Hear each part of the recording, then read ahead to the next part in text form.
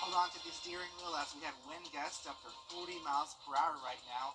I'll let you know how long that'll last coming up. Now at 10, cracking down on human trafficking in South Carolina. How lawmakers are working to protect victims straight ahead. Plus, how Senate leaders are working to make schools safer. We'll have those details as your news at 10 starts now. Live from Television Park, this is WJBF News Channel 6 at 10 on MeTV. Good evening, everyone. I'm Jenny Montgomery. Thanks so much for joining us. Coverage you can count on begins with a man behind bars in Richmond County. Deputies arrested 31-year-old Tyrone Gaynor Jr. today on the Diamond Lakes walking track after reports of suspicious behavior. People took to social media describing a man following women at an uncomfortable distance. A Facebook post with a photo of the man was later identified as Gaynor. The victim had shared the photo after being followed at the track March 2nd. Gaynor is charged with misdemeanor stalking. The Richmond County Sheriff's Office is asking for help in finding a wanted man. 31-year-old Andrew Wilson is wanted for aggravated assault that happened on Kingsgate Drive earlier today. Wilson is considered armed and dangerous. If you have any information on his location, contact the Richmond County Sheriff's Office. South Carolina lawmakers discussing a bill today that could help victims of human trafficking and prostitution. Caroline Yaffa tells us how this bill is different from previous versions. This bill discusses prostitution, solicitation, and human trafficking. Lawmakers say the main goal of this bill is to protect individuals and punish those who commit this crime. We need protection, and those who exploit and buy others must be held accountable. For 18 years, Heather Pagan was sold for sex, and in her words, used as a reusable, disposable commodity. It's about surviving. And when all the cards are stacked against you, it becomes a choice between evil or evil. I'm one of the elect few who made it out. Currently, under state law, prostitution and coercion are misdemeanors, but Senator Josh Kimbrell's bill would upgrade them to felony charges. Kimbrell says this bill also aims to protect human trafficking victims who were coerced into performing criminal acts. I think we get to the floor, it may be a unanimous vote. I can't imagine anybody who doesn't agree ultimately we should protect these victims and go after people who victimize them. He says leaders need to pass this bill immediately because it is already a law in North Carolina, and he believes predators could target South Carolinians. We do not need that culture in South Carolina, and if we don't do something pretty quick, all those folks that are forced out of North Carolina will come here, and we need to make sure we stop that. Democratic Senator Overture Walker agrees. He says it's important to protect people from prostitution and human trafficking. He suggested an amendment to the bill that would give immunity to a person forced into the sex trade. Give them the opportunity pre-trial to have that hearing, to offer up evidence where a judge can decide, based on the preponderance of evidence, if this individual was in fact a victim of sex trafficking or was involved in prostitution under duress and avoid prosecution. Senator Kimbrell says he looks forward to putting the bipartisan amendment into the bill alongside Senator Walker. In Columbia, I'm Caroline Yaffa. A new bill in the Georgia State House aims to cut down on the number of school shootings. House Bill 268 would require police to report any time a student has made a threat to a school. It's a response to September's shooting at Appalachia High School. The statewide database would be a registry of students who make threats for disciplinary and mental health evaluation as someone who might commit violence. Local school resource officers and anti-gun violence advocates hope the bill would improve the safety of schools throughout the state. It will be a good way to have our first responders be able to be in contact with each other, to centralize the way in which they try to handle certain cases and certain events, be they especially tragedies. I think it would be a good piece from which they could work. So that when they do know, they all know. And then they can be there as quick as they can be there to try to help in such situations as was happening in our school systems. The bill has passed the House and is currently being debated in the Senate. South Carolina's governor is requesting nearly $30 million to hire and train 177 school resource officers. That's the number of schools in the state without a full-time officer.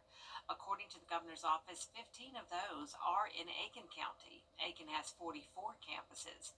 Lawmakers granted the governor $3.73 million toward the effort, far short of what is needed.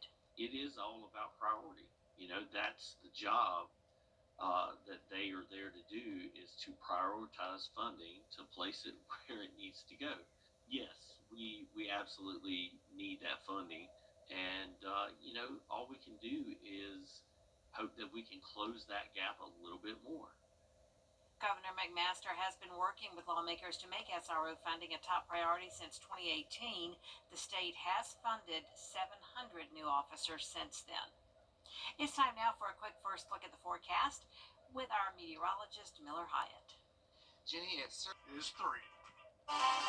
get ready for more windy conditions as we go into the rest of the week. I'll have details coming up. Right now on News Channel 6 at 11, a Peach State bill is looking to reduce school shootings. We'll tell you how. Also ahead, Hurricane Helene cleanup continues in the Garden City. Details on the issue the city's facing with debris pickup. As your news at 11 starts now.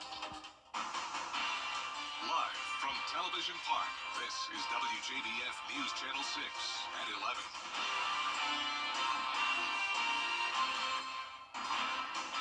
Good evening, everyone. I'm Jenny Montgomery. Thank you for joining us tonight. Coverage you can count on begins with a man behind bars in Richmond County. Deputies arrested 31-year-old Tyrone Gaynor Jr. today on the Diamond Lakes walking track after reports of suspicious behavior. People took to social media describing a man following women at an uncomfortable distance. A Facebook post with a photo of the man was later identified as Gaynor.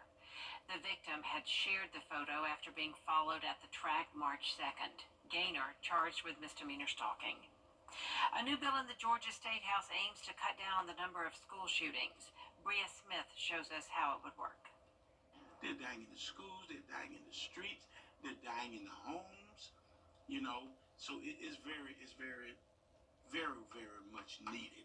House Bill 268 would require police to report any time a student has made a threat to a school. It's a response to September's shooting at Appalachia High School. Being proactive, I think one of the things that we fail at today is a lot of times we wait till things happen and we respond. We got to get out of that. The statewide database would be a registry of students who make threats to schools. It would ensure they're evaluated for mental health problems and disciplined and noted as someone who might commit violence. They're also going to be looking at behavioral intervention policies to try to help with suicide, and also to try to help, maybe find somebody who might be kind of having difficulties to prevent any kind of incidents from happening in schools. Law enforcement, local anti-gun violence advocates, and state lawmakers feel the bill would help coordinate responses to make schools safer. Having a threat assessment team, a team that when you identify a child in crisis will be willing to provide the whole services for that child, from his mental health throughout.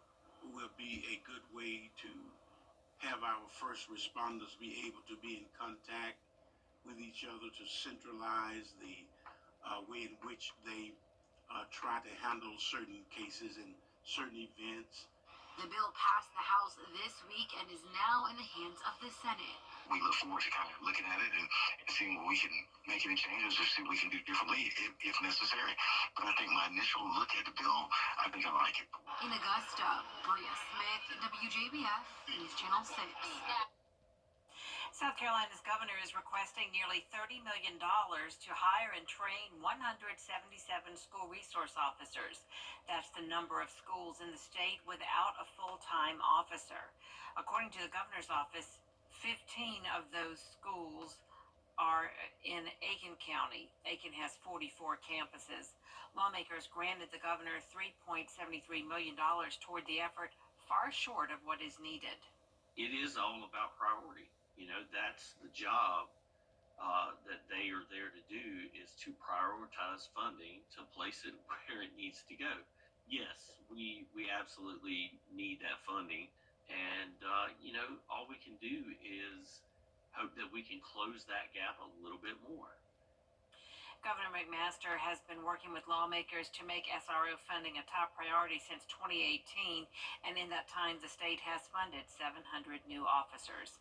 Time now for a first check of the weather. Here's meteorologist Therapy Dog is joining a local fire department to help bring companionship to the first responders after a difficult few months.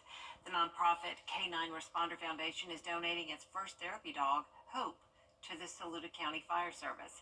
Hope's a golden retriever born just a day after Hurricane Helene hit. It was also a day where Saluda County lost 2 firefighters in the line of duty during the storm. I think it's going to bring some smiles back. We hadn't seen smiles for quite some time now, so I think that she's going to make some people a little bit happier than what they are right now. Hope will be an official member of the Saluda County Fire Services team March 21st. In Aiken County classrooms, students are working hard to reach their goals, but for some, even small costs can hold them back. This is where Aiken Outreach steps in. The nonprofit helps local high schoolers afford school activities. Teachers and staff submit requests, and the group covers costs privately and quickly. It's run by volunteers, and every dollar donated goes directly to students. There's a lot of stress when you don't have financial funds and people around you do, and you cannot participate in high school and all the activities therein. So we try to level, as I said, the playing field and make it possible for these students not to feel shame because they can't afford to participate in high school activities. Students can get help through teacher or counselor requests to Aiken Outreach. Coming up, a local business is still rebuilding after Hurricane Helene. What they're doing to get back up and running after the forecast. I'm tracking a chance of some thunderstorms this weekend. I'll time it all out for you coming up in your 5 for 6 forecast. All right, so let's begin. Channel 6.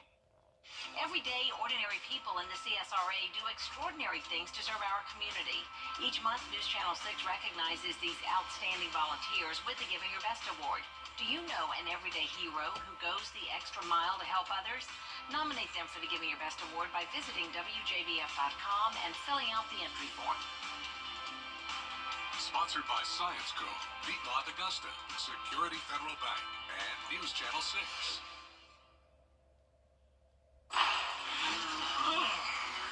Daylight saving time Sunday at 2 a.m. So the good news is we get an extra hour of daylight. The bad news is we lose an extra hour of sleep.